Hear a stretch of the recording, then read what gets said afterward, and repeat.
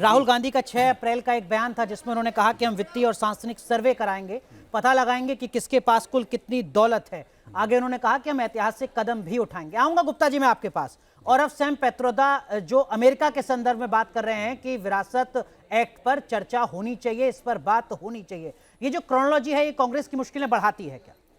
देखिए, ऐसा है कि एक तो इससे मालूम चलता है कि इनका माइंडसेट क्या है। ये जो रॉबिन हुड टाइप जो आइडियाज़ थे कि अमीरों को लूटो गरीबों में बांटो, और ये जो आइडियाज़ ये जो कम्युनिस्ट कंट्रीज़ चीन और रूस पहले इस पे फेल्ड एक्सपेरिमेंट कर चुकी हैं। तो और अगर हम अपने देश की बात करें तो 1970 और 80 के दशक में जिस समय कि हमारे देश में टैक्स इंदिरा जी के टाइम पे 97.75% तक टैक्स था। ये वो दौर था जबकि हमारे देश में बहुत ज़्यादा गरीबी थी। ये वो दौर था 97.75% इनकम टैक्स था। तो ये वो दौर था कि भाई अमीरों को लूटो गरीबों में बांटो। तो उस समय जो हमारी जो इकोनॉमिक ग्रोथ रेट थी वो 2% से कम थी जी। और अगर हम रूस और चीन की बात करें जहाँ की इस तरीके के टॉक्सिक आइडियाज़ ओरिजिनली इम्प्लीमेंट हुए, उन लोगों को भी बाद में फ्री मार्केट इकोनॉमी की तरफ उन लोगों को भी भागना पड़ा।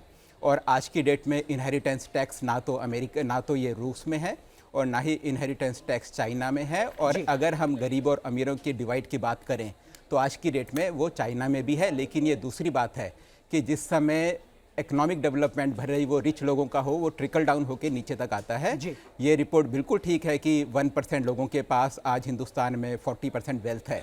लेकिन दूसरी बात ये भी है कि 25 करोड़ के करीब लोग गरीबी से ऊपर उठे हैं। और अनुराग में एक बात और मैं एक चीज़ पर मैं और फोकस करना चाहूँगा कि अगर हम देखें कि इसमें एक मैसेज क्या है।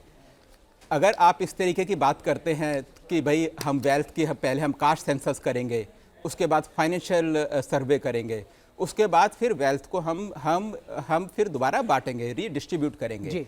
ये मैसेज बिल्कुल क्लियर है कि जो लोग वेल्थ क्रिएट कर रहे हैं और उसको आपने विलन बना दिया।